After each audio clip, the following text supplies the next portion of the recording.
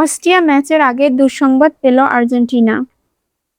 বিশ্বকাপে নিজেদের দ্বিতীয় ম্যাচে আগামী ২২ জুন ভোরে অস্ট্রিয়ার বিপক্ষে মাঠে নামবেন আর্জেন্টিনা। তার আগেই দুঃসংবাদ পেয়েছে লা আলবিসেলেন্সাররা। ডান পায়ে হ্যামস্ট্রিংয়ের চোট পাওয়ায় ম্যাচটিতে খেলতে পারবেন না রাইট ব্যাক গনসিলো মন্টিয়েল। তার অনুপস্থিতিতে শুরুর একাদশে দেখা যেতে পারে নাউয়েল মলিনাকে, এমনটাই জানিয়েছেন একটি গণমাধ্যম। আলজেরিয়ার বিপক্ষে ম্যাচে একাদশে ছিলেন মন্টিয়েল। চোটের কারণে বৃহস্পতিবার দলের সঙ্গে পূর্ণ অনুশীলন করতে পারেননি তিনি।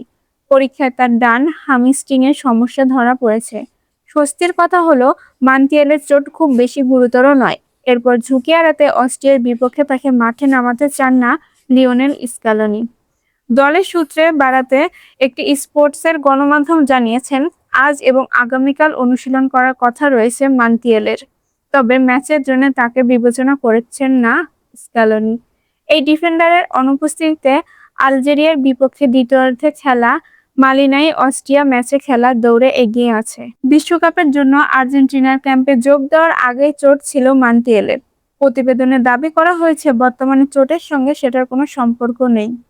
এর আগে রিভার প্লেটের হয়ে আলপাতুর্তার টুর্নামেন্টের সেমিফাইনালে খেলার সময় অন্য পায়ে হ্যামস্ট্রিংয়ে চোট পেয়েছিলেন মন্টিয়েল। সেই চোটের কারণে বোলগ্রারনের বিপক্ষে ফাইনাল খেলতে পারেননি তিনি।